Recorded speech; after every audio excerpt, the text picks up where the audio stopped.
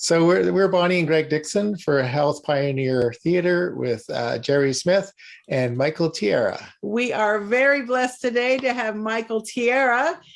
He is infamous in the industry, the natural products industry, for his amazing herbal school and also for the planetary herbs, which, gosh, I'm dating myself all the way back from 1990 to 95. I was selling the wonderful products that were they work so well for people. And we are thrilled today to have Michael here with us. 2 years ago, we did an interview. And then with all that's happened, we are revisiting to find out how Michael is doing with his amazing herbal school, and also East West down there in Santa Cruz, California. And Michael, one of the things that Jerry and I loved about the original interview was your story of how you began and with learning about herbs, and then also how you brought to market Echinacea. That's some of our fascination the interview. And we're just curious also, as we go down, how are you today and what are you up to? We're not recording yet? Yes. We are. Oh, well, I'm doing well. I'm closing in on 83 years old this year, and I've got my health. Don't have arthritis. Little touch of hypertension, which is typical when you get older. It's pretty much what people get. So obviously, I'm very focused on geriatric conditions where many of us are at. Yes. And wondering, Lord, is it time yet? And it doesn't feel like it is, but who knows?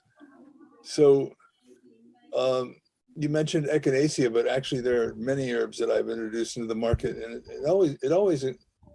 it's always a surprise to me to realize when you look at the trail of what you've left in life,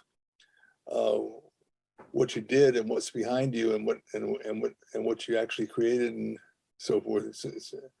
It's a mind blower. I was at an acupuncture school the other day, and turns out that the people who were managing the school and the people who were doing the video interview, and anyway, I was surrounded by students that I had no idea were going to be there, and so there are lots of people who have passed through my doors that I guess now there's a lot of happy memories, and my herb course is doing really strong. It was something I started in 1982, and we've got easily 10 to 15,000 people enrolled in it all over the world. But it's one of those kinds of things where many are called and few are chosen. People in their zeal to say that they're going to be an herbalist sign up for something like this, which it's on the internet, and they buy it with all the best intentions, but a lot of them just leave it sitting on the shelf. But in the process of that, there's a whole bevy of leading herbalists who have graduated from the school, and I and they both have confidence that they had a really good start from the school. Everything was really solid and strong. The school is unique in that from the very beginning, I could not abandon I couldn't focus on using only one system of medicine, because I started out as a Western herbalist and then gravitated to learning Chinese herbal medicine in depth. I was actually one of the first group of Americans who went to China to study herbal medicine there. And then I met up with a yogi here in Santa Cruz who became my spiritual teacher, Baba Haridas. And when I first met him, he was introduced to me as this incredible Himalayan mountain man who was a healer, an expert in herbs. So I went to him and sat on the foot of his bed and didn't realize that each time I went, he was teaching me Ayurveda. And that was the beginning of Ayurveda in this country. The only other person at the time that was doing that was Yogi Bhajan with K.P. Khalsa, who also taught K.P. Khalsa. And that was basically the first Ayurveda that was taught on American soil. And I was learning it and didn't even know what it was. And that inspired me to go to India and learn more about it. And I'm constantly amazed by what a great system of healing Ayurveda is. And people may not realize, because a lot of people say, well, where is Western traditional herbal medicine? Well, Western traditional herbal medicine in the Near East is called Unani, U-N-A-N-I. It still is the major system of natural healing in that part of the country. It's been that way for centuries, Arabic healing, Islamic healing. Unani means Greek. So they were teaching Unani medicine, which came from the Greeks, and the Greeks got it from India. The Silk Road carried many different scholars and healing systems across from Asia to Greece, and that led me to think that these systems are not really that separate. There's commonalities between all of them. You can't really say that something that works is universal. Mhm. You know, and that's and whether it's in the hands of a medical doctor using a medical doctor system, or a Ayurvedic doctor using an Ayurvedic system, or Chinese medicine using Chinese medicine, or in the eclectics of North America using North American herbal medicine. It was it's something that is in common between all of those different systems. The most common denominator in herbal medicine was the understanding that herbs are cooling and heating. I don't know how far you want me to go into all of this, but I'll keep going a little until you tell me to stop. We can make several sessions. And cooling and heating are universally. You can go to Central America and speak to Mexican curanderos there, and they'll look at a plant and say, that's heating, that's cooling, and so forth. And South American tribes and people there also regard their herbs as cooling or heating. And all of these systems use that. And it was used similarly in the tradition of Western traditional herbal medicine, except up until the 18th century, the 1700s, when science began to take over. I don't laugh at science. I think it's a great innovation, but it certainly has ignored a lot of the tradition. It's kind of a bit of a snob, I think. So that's gradually changing now too. But anyway, Western herbalists, including Dr. Christopher, who was my first teacher, didn't classify herbs as heating or cooling, let alone the other so-called energetic properties. Energetic is oftentimes used as some kind of mumbo jumbo, thing, but energetic has a very specific meaning. In terms of the physical body, heating means high metabolism and cooling means low metabolism. And of course, that very concept in itself governs how the entire body is going to function. So when somebody's cold, you want to make them warm. And herbs do a very good job of doing that. If somebody's hot, you want to make them cool. And herbs do a very good job of that. So that's at least one of the common denominators between all the herbal systems of the world. So I call my teaching planetary herbology, meaning incorporating the best from all of these great herbal cultures. And that's what we teach at the East-West School of Herbology, planetary herbalism. So students who graduated from our school have a thorough grounding in Western herbalism and Ayurvedic and traditional Chinese medicine, something that when I first started the school, you said you couldn't teach all three of those in the one place. I said, oh, yes, you can. Now, why did I do it? Because I love the plants that I first learned from North American plants. I couldn't give them up for Chinese medicine. And I love Chinese medicine. It's a source of endless fascination. I can't abandon that just because they're not necessarily plants that grow in America. And then learning Ayurveda, the same thing. There's just a wealth in all of those things, and somebody would be a fool if you were trying to be a healer to ignore the value of all those systems of healing and not wanting to incorporate them into your own system of practice. So that's where we're at today. Well, you know, as you say that, it strikes me that that's a very American perspective on many things, that the eclectic approach. And I don't think that other cultures are as inclined to try to unify the different healing systems as much as you have. I think that's a very interesting approach.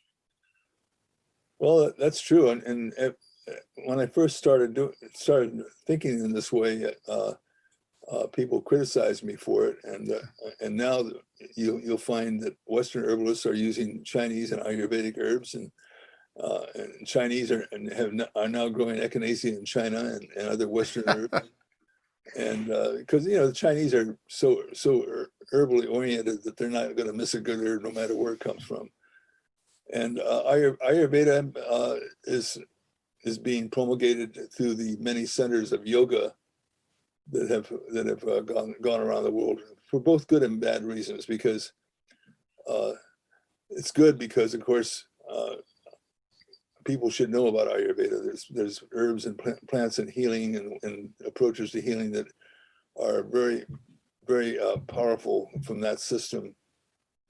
But the fact that it's attached to yoga and is very logical if you're an Indian, because it's part of the great scriptures of yoga that herbal medicine was part of the scriptural teachings of ancient India. However, when you put that together with the way yoga is interpreted in the West, it becomes very it tended to become very, very whitewashed, literally, and so consequently. People began to think, well, it's a vegetarian diet, it's a vegan diet, and it is not any of that. Ayurveda has originally included the use of meat when it's necessary and animal products. And I was once invited as a guest speaker at a yoga conference, at a Ayurvedic conference in Berkeley many years ago, and it was sort of comical if it wasn't so intimidating at the time. And I was giving the keynote speech, and I basically attacked them. I said, you guys are under the spell of yoga, and yoga is misrepresented, and Ayurveda is misrepresented, and I started saying how it's not a vegetarian lifestyle. It's none of those things at all. It's a healing system. It's probably the earthiest healing system in the world, because they literally are in the mud and in the dirt making their medicines there, and there's nothing sacrosanct and prissy about it. So they started screaming at me and yelling at me like crazy, and people would then come up and tell me in private, well, I really appreciated what you had to say, because they agreed with it also, because the dosages that are given by many of the Ayurvedic practitioners in America are too small to do much good. Chinese medicine, well, Dr. Christopher started it. He was famous for saying, when I was there when somebody asked him, how much herbs should I take? And he said, well, if you tilt your head to one side and a stream of herbs comes out one ear, then you know you're taking enough. And so I never forgot that, because in Chinese medicine, the doses are also quite high, because they are medicine and they're plants. They're like special foods, and they're highly concentrated when they're made into medicine. I saw in China when I was there studying, people taking a half to almost a full pound of herbs and cooking it down to 2 cups of tea, and doing that every day. And that the dosage in herbs mean it makes all the difference whether you're going to get a therapeutic result from it. And when you take it at the right dosage, you should notice something within a week, it's not a slow thing that takes months to manifest. And people are underdosing. Even my own products, I'm embarrassed to say, they'll tell you triple one tablet a day or something like that. It's stupid. It's there because of liability issues that the company is concerned about. When people ask me personally, I say double, triple the dosage until you bend over and the herb comes out. Then you cut down a little bit. And check and see after 3 days or a week if you feel better. If you feel worse, oh well, that's a good sign. It's a diagnostic indication. It doesn't cause anything at that level. If you're aware of it, it's not going to cause any adverse reactions. You just stop taking it, and you change the formula. Like for instance, if it's a formula that's too hot for your constitution, you add herbs to cool it down, or you change the formula. And so it becomes a diagnostic indication, even when you get a negative result. Try doing that with some of the drugs that are passed out in medicine. Now, people complain about Western medicine that it's so much more effective and so forth. And then there are people who say, I'm going to take herbs because they're safe and so forth. Well, the fact of the matter is that Western medicine, you cannot overdose in Western medicine without serious consequences. And that's why people are, and energetically, the medicines are also classified in the spectrum of yin and yang, of hot and cold, and other parameters of energetics. And so if somebody's taking antibiotics, for instance, and they got a cold constitution, there's a good chance that the antibiotic won't work, and the doctor won't know why. And in Chinese medicine, there are things that are antibiotic that are warming and things that are cooling, for instance. So that's the story of medicine in a nutshell. That's amazing. Well, this is really fascinating. I had never heard it explained exactly that way. How about you, Jerry? What? No, I think Planetary says it all. His whole approach is very embracing, and I think that's one of the unusual. I think that has influenced naturopathic collegiate curriculum. We interviewed Dr. Brzorno, and he's a more of a science-based. I know him. Yeah, but the curriculums are they. In fact, he told me, I believe it was him, that they graduate in Bastyr University, more people on their I'm not. This is probably the wrong term. The Oriental medicine degree than the standard naturopathic degree. Right. So I think you've had a lot to do with that view, that broader view about using the best of each of the major systems out there. And right. But there is one thing that I would like to ask you, though, because I think I credit you so much with taking your discovery, and we filmed your story, the wonderful story that we'll share with the audience, on the San Francisco German herb plant pharmacist, and where Echinacea was basically in the trash can. Echinacea was so low on the consciousness of Americans, and that was Nathan Potthurst. That's right. That's right. In honor of his memory, I hate to tell you this, the dark side of that, but it's kind of funny because it blows our concepts about people who are so-called quote unquote good, and people who are so-called bad. Yes. Nathan Potthurst was a Jew. Was a German, probably anti-Semitic, very, very prejudiced, was not very kind to his black helpers. And I came stumbling in there from Haight-Ashbury in my hippie aware, long hair, beard, a deerskin vest, and a knife tucked around my side, and wanted to know about herbs. And this, at the time, this was Nature's Herbs on Ellis Street in San Francisco. That's where he worked. He had his assistant was a woman named Emma. And it tells a lot, because when I stopped in there, he could not believe his eyes, because at the time, the only people who were buying herbs from Nature's Herbs were all over the country. It was the last pharmacy in the country. There used to be a lot of herbal pharmacies, and it was a mail order. And so as soon as Nathan got the sense, and because I went in there several times, just stood there and watched, because I wanted to learn. And as soon as he got the sense that I was really sincere about it, all of a sudden, all the differences disappeared between us. And we had great conversations about herbal medicine. It was like, it's like herbs cross all boundaries.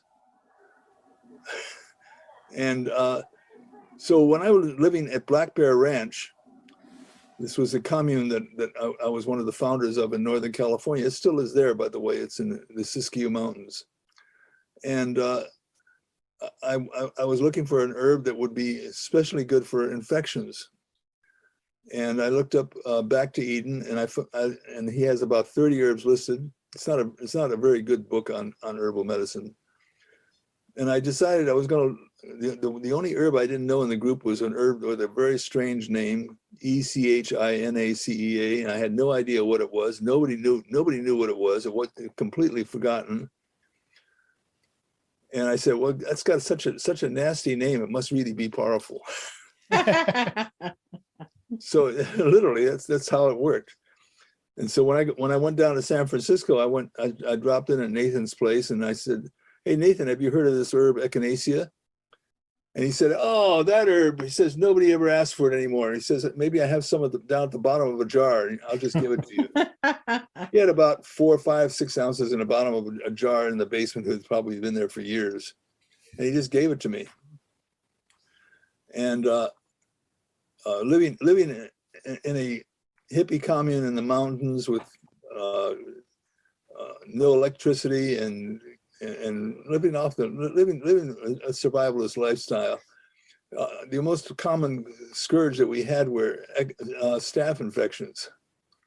And we were using golden seal with very, very minimal results, because that was the herb that, besides marijuana, that circulated in Haight-Ashbury. And so I went back and I said, look, well, let's see what this Echinacea is going to do. But I had only a limited amount, so I decided I'd tincture it, because I thought the tincture would make it go farther. And then I figured out this protocol. Somebody had a staph infection. I said, well, the idea was, and it came totally, I didn't learn it or anything. Yeah, I said, well, the idea is to keep a little bit in the blood all the time so the body could use it. So I worked out this protocol of about 30 drops every 2 hours. And I said, let's try this for 3 days. And if it's not any better, then you can take an antibiotic, because we had a nurse at the ranch that also dropped down and lived with us. And lo and behold, in 3 days, the infections were gone. And Echinacea worked for practically every infection that I've ever seen, especially if they're on the surface of the body. Now, Echinacea then becomes, because I have a way of talking a lot, as you can see, convincing people of things. Echinacea became a really popular herb, and it started to become available then. And so a company in Germany called Madhouse, which is a pharmaceutical company, they decided to back in the 30s, to bring some Echinacea to Germany and grow it and test it. And they decided that it's an immune stimulant. Why did they not say it can be used as an alternative to antibiotics? You have any idea? Legal stuff? Exactly. Mm-hmm. So what did they say it was good for? Everything. Colds. Colds. Because everybody gets a cold. So they're going to sell a lot of Echinacea. And then they get these scientists who say that it's good for colds. It's really not very good for colds at all. Interesting. And most of the Echinacea is wasted on colds when it should be used for infections. Ah. And I've had people with blood poisoning, where they were going to amputate a guy's foot because it began to swell with blood poisoning. And he said, "What should I do?" Well, try Echinacea. The idea is to take it at that consistent loading dose for 3 days and see if the condition has subsided in 3 days. If it hasn't, then go ahead and take whatever drugs are available, because you got to save your life, you know. And none of the drugs that was given to this man touched his condition, and sure enough, Echinacea treated it. So why does Echinacea work so well for infections? Because it has a whole different route about how it treats pathogens. It doesn't simply kill them, antibiotic meaning to kill bugs. What it does is it creates a medium in the body that's unfavorable to those organisms multiplying. It locks them in until they just die off because they can't go anywhere. That's how Echinacea works. It's based on the hyaluronidase enzyme. And so another time I was doing a very poor job of trying to learn how to surf in Hawaii. It's many years ago, and I was not doing a good job with it. There was a young woman of 18, 19 years old who was learning at the same time with me. When we went to return our surfboard, we talked to the guy, and she overheard my name, and she came over and gave me this big hug, telling me how her baby, who was the girl who had learned how to surf that I was with, when she was born, she had a problem with her heart that necessitated that she was supposed to be on antibiotics her whole developmental life, the whole time. And her mother came across my book, The Way of Herbs, and heard about Echinacea, and started giving the baby. And I wouldn't have told her to do this, by the way. That's one of the advantages of writing a book, because you can say anything in a book. If somebody follows it, it's their call what Right. happens. But she followed what I said in the book, and the girl grew up normally healthy, never had to take antibiotics. And so there are hundreds of stories like that. And still to this day, Echinacea is wasted and missold for the common cold. Even Bastyr did studies on it and found that it was barely effective, if at all. There are other herbs that are great, you know, honeysuckle, elderflowers, things like that, but not Echinacea for infections. Well, thank you so much for sharing your perspective on that. That's really interesting, and it really shows that going to a specialist like yourself to educate yourself on herbs is the only way to fly, not just grab something off the shelf. Do you have a favorite, Michael, of all the many, many herbs, or just in general, you just love herbs? You know, I'm amazed at the fact that, you know, eventually something's got to get us. You know, nobody gets a free pass in life. So, but I'm amazed to find that there seems to be essentially an herb for everything that you can dream of. I thought maybe osteoporosis would be an exception, and just because I'm always looking at new herbs and things. And there's this herb that nobody knows anything about, called Cissum, Cissum. The Arabic name is Hajjod, Hajjod. It's none of my products. And lo and behold, it's for osteoporosis. It actually grows bone and has had studies that substantiate the fact that it can grow bone. So that's great news for especially women past menopause whose bones grow brittle and then they break a leg or something, and it's terrible. And hypertension is another one that associated. Again, I'm back to geriatric medicines, by the way. And hypertension, of course, is the result of people having results in people going to the doctor and and being put on these drugs because the doctors think that everything above 120/80 is hypertension, and it's not. As people get older, they will naturally have hypertension. It'll usually go up. It can go up to 150, be in normal range for that age. And to try to force it down to 120 means that you're compromising some other systems of the body to do that. Well, there's an herb called Rohophia, which is a little known Ayurvedic herb, at least a little known in this country because it was suppressed, where they made a drug called Reserpine that is still in the books, and cardiologists know the drug and use it, and have used it since the 40s or 50s for treating hypertension. And it got superseded because of some bad science that seemed to suggest that it was implicated in the cause of breast cancer in women. And that's considered to be bogus now. It was a very, very flawed study. And Rohophia, called Sarpaganda in Ayurveda, means snake root, is sold in a product called Carditone, Carditone. Ayush, Ayush herbs. They sell it. By the way, I'm getting nothing for saying any of this. So I don't care if something's good. I don't care. I don't need to get paid for it. Just, but people need to know about it.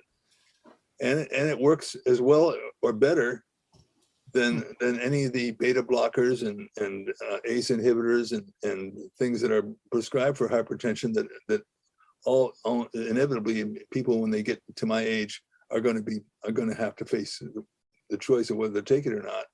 Mm-hmm. And those things, the beta blockers, et cetera, have a lot of uncomfortable side effects. So they can, for sure. And now Gandhi took Rohophia. He took it for sleep because the use in Ayurveda wasn't for hypertension. Hypertension is not known in traditional medicine. Chinese medicine didn't treat hypertension, nor does Ayurveda. It's not a disease. It's just one of the symptoms. So, but Gandhi, you can imagine what the responsibility he had of leading all those people in the face of the British trying to overthrow the rule of Britain in England, that he had trouble sleeping at night. Oh, yeah. And he would take Rohophia every night before he went to bed. Well, the traditional use for Rohophia is for mania and schizophrenia and psychosis. And